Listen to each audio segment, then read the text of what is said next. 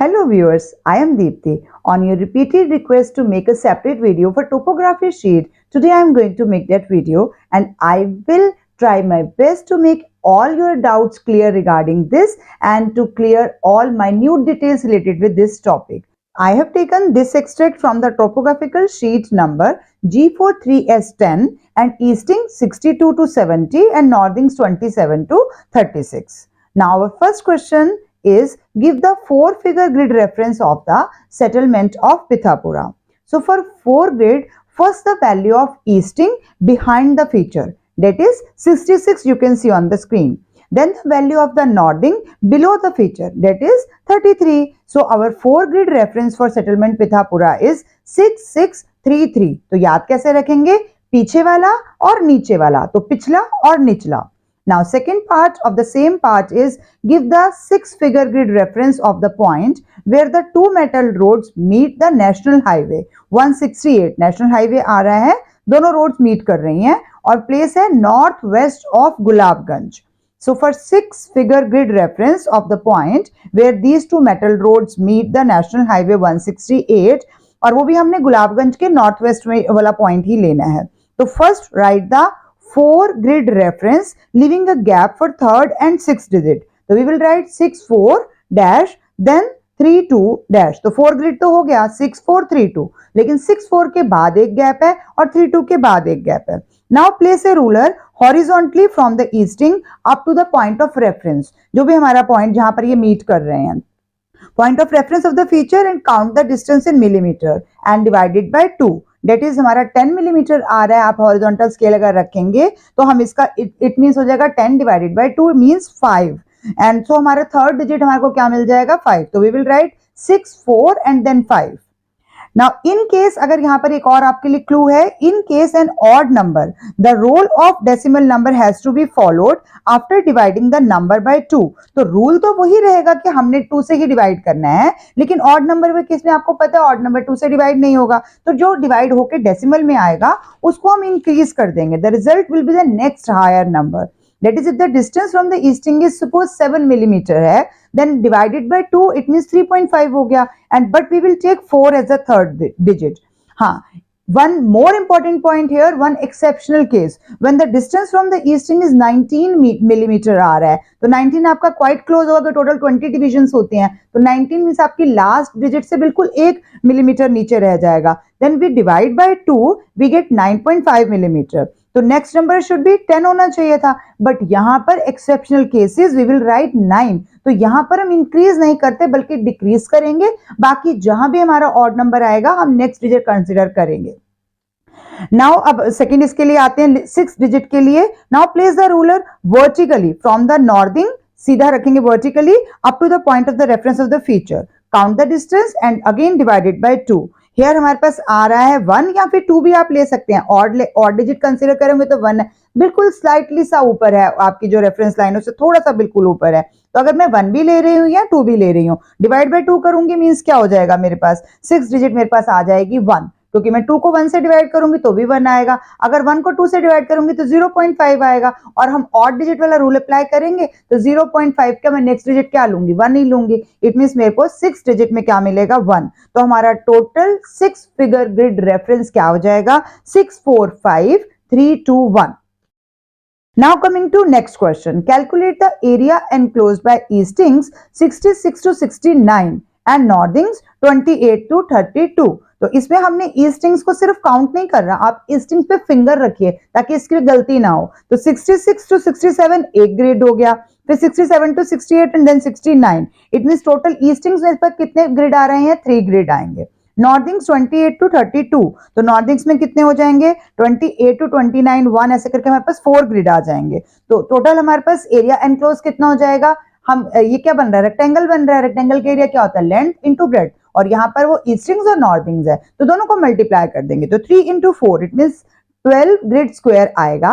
और हमें पता है कि the area of 1 grid square is, यहाँ पर हमारे पास 1 स्क्वायर किलोमीटर है, तो 12 ग्रिड्स का कितना हो जाएगा 12 square kilometre. Please remember to place kilometre square. अगर आप वो नहीं लगाएंगे तो आपका आंसर कंसिडर नहीं किया जाएगा, क्योंकि ये एरिया है और एरिया स्क्वायर किलोमीटर में ही देना है आपने.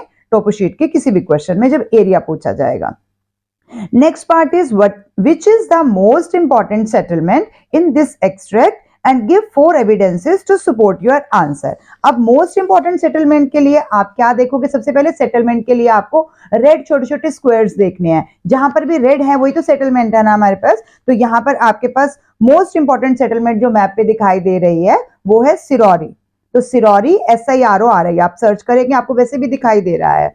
द सेटलमेंट हैज एक तो यहाँ पर क्या चीज हमारे को दिखाई दे रही है, आपको छोटा सा साइड में लिखा हुआ डिगी दिखाई देगा। तो डिगी होती क्या है, tank use for collecting water. तो यहाँ पर पानी के लिए कलेक्ट करने के लिए टैंक दिया गया है, तो डिगी है। उसके अलावा यहाँ पर और क्या चीजें आपको दिखाई दे रही हैं, सिंबल्स दिखाई दे रहे हैं। आयुर्वेदिक हॉस्पिटल का सिंबल है, डिस्पेंसरी का सिंबल है, वेटरनरी हॉस्पिटल है। इन सब सिंबल्स में आपने ध्यान से देखना है, सर्कल के अंदर प्लस है, सर्कल के बिना प्लस है और सर्कल का कलर चेंज है, बस इतना देखना है। तो आपको यहाँ Ayurvedic hospital, dispensary, veterinary hospital और एक पोस्ट ऑफिस भी दिखाई दे रहा है। मोरोवर सिरौरी का एक और प्लस पॉइंट क्या है, it is situated along an important highway, वहां से गुजर रहा है। तो नेशनल हाईवे 168 नंबर उसके पास से गुजर रहा है। तो हम ये सारी चीजें लिखेंगे। आप किसी भी ऐसे क्वेश्चन में जब आंसर देते हैं कि इंपॉर्टेंट सेटलमेंट कौन सी है, तो आप जिन चीजों को ज्यादा ढूंढ पाएंगे वहां पर, मतलब मैन मेड फीचर्स ज्यादा ढूंढेंगे। मैं अभी आपके साथ डिस्कस करूंगी कि मैन मेड फीचर्स क्या क्या होते हैं, वो अगले पार्ट में आएगा। लेकिन इसके अलावा कुछ और डेफिनेशंस आपको लर्न रखनी है। जैसे मान लीजिए क्वेरी आता है, तो क्वेरी क्या हो गया, मतलब मार्बल स्टोन क्वेरी होगी या लाइमस्टोन क्वेरी होगी। सिंबल्स के साथ याद रखिए। किल्न है तो it means large outdoor oven है फॉर बेकिंग ब्रिक्स, जिसमें हम ड्राई करके ब्रिक्स को बेक करते हैं। तो उसका सिंबल आपने ध्यान रखना है। एक में सर्कल्स को मतलब आपस में ज्वाइन नहीं हो रहे और दूसरे में ज्वाइन हो रहे हैं, तो थोड़ा सा ही आपको सिंबल में डिफरेंस दिखाई देगा। अगर स्टोनी वेस्ट है तो इट मींस वो बैरन लैंड है विद स्टोन्स है। अगर डेप्थ लिखा है तो इट मींस वो डिप्रेशन है कॉज्ड बिकॉज विंड इरोजन है। तो ऐसे छोटे छोटे बहुत सारे पॉइंट्स टोपोशीट के अंदर कवर किए जा सकते हैं।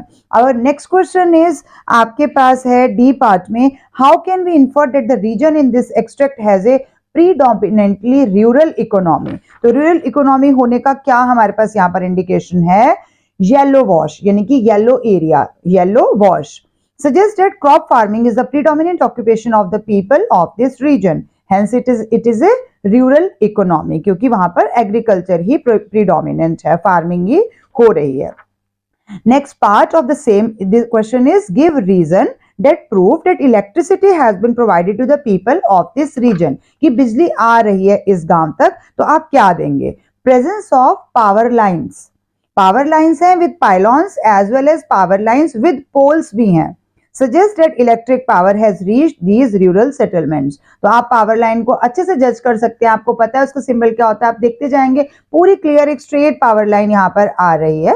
तो उससे आपने इंडिकेशन, उसका पूरा सिंबल देना है आपने कि पावर लाइन्स विद पाइलॉन्स भी है as well as power lines with poles भी है, जिससे पता चल रहा है कि इस रूरल सेटलमेंट में इलेक्ट्रिसिटी का पूरा प्रोविजन दिया गया है।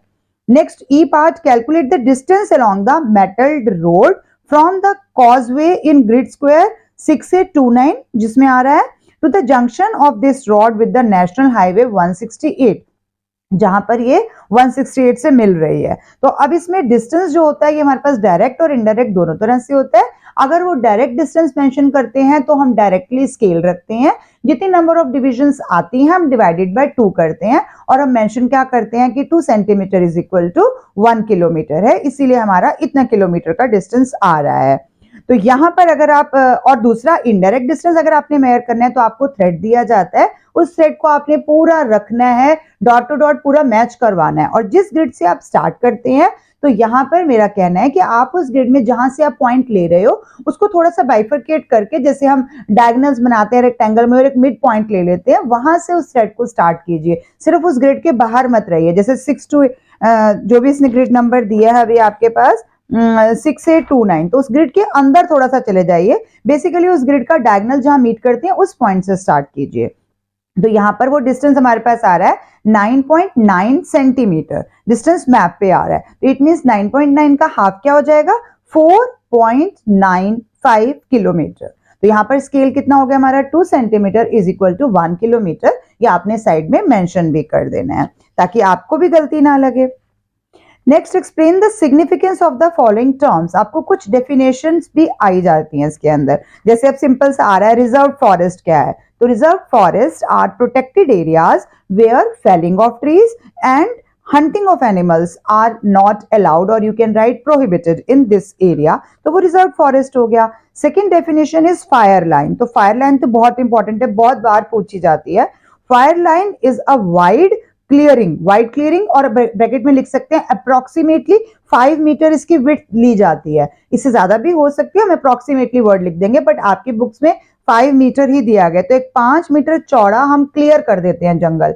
तो wide clearing made in the forest to prevent a forest fire from spreading. क्योंकि जो जंगल में पेड़ बहुत पास पास है तो कैनोपी बहुत पास पास होती है, तो अगर एक जंगल के एक पार्ट में आग लगेगी तो वो आगे से आगे स्प्रेड होती जाएगी। तो फायर लाइन का मतलब होता है कि वो उस फायर को, फॉरेस्ट फायर को स्प्रेड होने से प्रिवेंट कर देती है। तो एक चौड़ा सा पार्ट बीच में छोड़ दिया जाता है। Next, G part is mention any two natural and two man-made features observed in grid square 6829। तो अब सबसे पहले मैं आपके साथ ये डिस्कस करने जा रही हूँ कि मैन मेड में कौन कौन से फीचर्स आपने लिखने हैं और नेचुरल में कौन कौन से फीचर्स लिखने हैं। तो मैन मेड में कौन कौन से आ जाएंगे? Metalled road, power line, post office, police station, settlement, temples, lined perennial wells, perennial tank, cart track, temporary huts. All these are man made features. इससे ज्यादा भी हो सकते हैं, अभी मुझे जितने ध्यान में आए। नेचुरल फीचर्स में आएंगे forest, non perennial stream, non perennial river, steep slopes, broken ground, sand features, ये सारे हमारे नेचुरल में आ जाएंगे। इसके अलावा और भी हो सकते हैं। तो अभी हमें पूछा गया है कि आपको यहाँ पर 2 नेचुरल और 2 मैनमेड फीचर, जो कि हमारा फ्रीक्वेंटली आस्क्ड क्वेश्चन होता ही है, बट जो दिया जाता है हमारे पास एक्सट्रैक्ट उसी से लेना है। तो इट मींस यहाँ पर हमारे नेचुरल फीचर्स में क्या बन रहा है? ओपन मिक्स्ड जंगल और सीजनल स्ट्रीम, ये नेचुरल हो गए। और मैनमेड में यहाँ कॉजवे आपको दिखाई दे रहा है, फुटपाथ आपको दिखाई दे रहा है, और जो मैंने अभी आपके साथ बाकी पॉइंट्स डिस्कस किए हैं वो अपनी रेफरेंस के लिए आप बचा के रखिए, क्योंकि जो ग्रिड आएगा उसके अकॉर्डिंगली आपने वहां पर देखना होगा जो एक्सट्रैक्ट आएगा। और यहाँ पर हमें 6829 दिया था तो हमने उसी ग्रिड के अंदर देखना है। Second part, where does Gulabganj gets its supply of water from? Gulabganj को पानी कहाँ से मिल रहा है? And how can you infer that this is the only water supply from this source for some months of the year? और कुछ महीने तक गुलाबगंज को पानी सिर्फ और सिर्फ यहीं से मिलता है, ये हमें कैसे पता चल रहा है? तो गुलाबगंज गेट्स वाटर फ्रॉम, आप साथ में देख रहे हैं उसके मोती तालाब, साफ साफ लिखा हुआ है, तो मोती तालाब से मिल रहा है। दिस पॉन्ड और lake is not perennial as it is shown in black and not in blue. हमें पता है जो पेरिनियल वेल होते हैं या पेरिनियल वाटर बॉडी होती है वो हम ब्लू से दिखाते हैं, बट यहाँ हमने ब्लैक से दिखाया है। इट मींस ये पेरिनियल नहीं है। पेरिनियल मींस इसको पूरा साल पानी की सप्लाई नहीं मिल रही है। Next question is explain the following. 10 are in grid square 6832 and 4 are in grid square 6833। तो पहले हम 6832 में जाएंगे और हम 10 R देखेंगे। तो अब जब भी आर वाले क्वेश्चंस आएंगे तो इसके लिए 3 कीवर्ड्स आपने लर्न रखने हैं। 3 कीवर्ड्स में क्या आएगा? क्योंकि आर लिखा है तो क्या होता है? Relative height. रिलेटिव हाइट का मतलब होता है हम उस चीज को किसी और से कंपेयर कर रहे हैं, मतलब जो भी उसके सराउंडिंग चीजें उससे कंपेयर कर रहे हैं। तो रिलेटिव हाइट वर्ड जरूर आपने मेंशन करना है। इसके अलावा जो फीचर दिया गया है वो सैंड ड्यून भी हो सकता है, वो स्ट्रीम भी हो सकता है, वो वेल भी हो सकता है, कोई वाटर बॉडी भी हो सकती है। तो वो फीचर और उसके आगे जितना भी, जैसे कि यहाँ 10 आ रहा है तो आपने 10 मीटर करना है, 10 पे छोड़ नहीं देना आंसर को, 10 मीटर। तो 3 कीवर्ड्स आपने रिमेंबर रखने हैं जब आप ऐसा कोई भी आंसर देंगे। First is relative height, second is feature जिसके बारे में वो रिलेटिव हाइट दी गई है, और दूसरा आ गया 10 मीटर। अब यहाँ पर एक और आपके लिए बहुत इंपॉर्टेंट टिप है। अगर आपके पास ये 10R या जो भी 3R 4R जो भी नंबर है, अगर वो ब्लैक कलर में दिया गया है तो ब्लैक कलर मीन्स वो वहां पर रिलेटिव हाइट दी गई है। अगर वही नंबर जो है 10R या 3R 4R वो रेड कलर में दिया गया है तो रेड कलर मीन्स वो रिलेटिव डेप्थ दी गई है। तो रिलेटिव हाइट और रिलेटिव डेप्थ दोनों कीवर्ड आपको याद रखने हैं। If it is in red then it is relative depth, and if it is black then it is relative height. तो ये दो चीजें आपने याद रखनी है। तो 10r यहाँ ब्लैक में दिया गया, इट मींस ये रिलेटिव हाइट है। अब रिलेटिव हाइट किस चीज की है, तो वो फीचर हमने वहां जाके देखना है। तो यहाँ पर क्या दिखाई दे रहा है आपको, एम्बैंकमेंट दिखाई दे रही है अक्रॉस द, कौन सी नदी है, सीपू नदी। तो relative height of the embankment across the Sipu नदी इज 10 मीटर। अगर ये यहाँ पर 10 मीटर रेड में दिया होता तो हम क्या लिखते, रिलेटिव डेप्थ। इसका सेकंड पार्ट है 4r। तो 4r आपको क्या दिखाई दे रहा है, 4r आपने ग्रिड लेना है 6833 में। तो relative height of the stream bank, यहाँ पर स्ट्रीम बैंक है और उसकी रिलेटिव हाइट भी 4 मीटर है। दोनों हमने रिलेटिव हाइट ही है क्योंकि यहाँ पर ब्लैक से ही दिया गया, बट मैंने बता दिया अगर रेड होगा तो रिलेटिव के साथ वर्ड लगेगा डेप्थ। नेक्स्ट हमारे पास आ रहा है ब्रैकिश लिखा हुआ है, ग्रिड है 6232 में। अब ब्रैकिश वर्ड का मतलब क्या होता है, तो यहाँ पर ब्रैकिश जब भी ये वर्ड आएगा इसको आपने रिप्लेस किस वर्ड से करना है, water with high salt content, कि वो पानी जिसमें सॉल्ट कंटेंट बहुत ज्यादा है। आप ब्रैकिश ही वर्ड नहीं यूज कर सकते कि वाटर विच इज ब्रैकिश, तो आपका आंसर गलत हो जाएगा। तो यहाँ पर आप एग्जैक्टली क्या लिखेंगे, the water of the well has high salt content and is therefore unfit for drinking as well as irrigation। दोनों के लिए ही वो वाटर ज्यादा अच्छा नहीं है, ना इरिगेशन के लिए और ना ड्रिंकिंग के लिए। कभी भी brackish water as it is word use नहीं करना। Next is mention 2 sources of irrigation evident in the given map extract. तो इरिगेशन मींस आप वाटर सप्लाई कहां से ले रहे हैं। तो टाइप्स ऑफ इरिगेशन यहाँ पर आपको बहुत सारे ब्लू डॉट्स दिखाई दे रहे हैं। तो पहला ही हम क्या लिखेंगे, lined perennial wells as evident from the numerous blue dots. ये साथ में लिखना है कि ब्लू डॉट्स हैं इसीलिए लाइन पेरिनियल वेल्स हैं। दूसरा बहुत बड़ा सोर्स आपको दिखाई दे रहा है Sipu river, the Sipu river, the embankment across the Sipu river यहाँ पर आपको दिखाई दे रही है। तो उसने जो भी इरिगेशन के लिए बोला तो ऑब्वियसली वहां से आ ही रहा है पानी। तो सीपू रिवर पे जो एम्बैंकमेंट है impounds the water in a reservoir which is then discharged with the help of sluice gates लगे हुए हैं। Aqueduct shown in blue carries the water from the Sipu river to the agriculture field। तो means उनके द्वारा पानी हमारे agriculture fields में आ रहा है, इसीलिए हम दिखाएंगे कि यहाँ एक्वाडक्ट भी लगा हुआ है।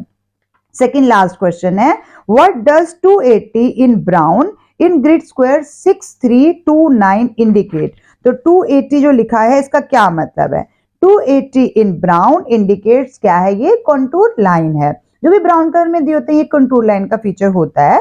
That join all places located at a height of 280 metre above mean sea level. जब भी हम इसकी हाइट लेते हैं तो हम अबव मीन सी लेवल ही लेते हैं, ये आपने ध्यान रखना है। Contour lines mean sea level से ली जाती है, जो हम रिलेटिव डेप्थ और हाइट कह रहे थे वो मीन सी लेवल से नहीं ली जाती है। लास्ट आ रहा है black broken lines in grid square 6631। तो ब्लैक ब्रोकन लाइन क्या होते हैं, ये ब्रोकन ग्राउंड्स हैं। broken grounds that develop due to soil weathering along river banks। और लास्ट है red parallel broken lines in grid square 6628। तो रेड और पैरेलल ब्रोकन लाइन है तो इट मींस क्या हो जाएगी, ये अनमेटल्ड रोड है। अगर मेटल्ड होती तो फुल रेड लाइन होती। तो ये लाइंस आपको याद रखनी है। ब्लैक वर्टिकल लाइन है तो लॉन्गिट्यूड है, ब्लैक हॉरिजॉन्टल लाइन है तो लैटिट्यूड है, जनरल स्लोप है तो आप फ्लो ऑफ रिवर चेक करेंगे, रिड्यूसिंग स्पॉट हाइट देखेंगे, या फिर अगर फ्लो ऑफ रिवर ही पूछा गया है तो आप पहले एरो की डायरेक्शन देखेंगे। अगर एरो नहीं मिलेगा तो रिड्यूसिंग स्पॉट हाइट को देखेंगे। ऐसे कुछ और फ्रीक्वेंटली आस्क्ड क्वेश्चन है which I am going to discuss with you कि आप कौन कौन से फ्रीक्वेंटली आस्क्ड क्वेश्चंस में गलतियां कर सकते हैं। So thank you for watching till the end. Keep watching, sharing and subscribe to my channel. Still, if you are left with any doubt related with topography map, you can write me in the comment section. I will definitely try to clear your doubt. Thank you.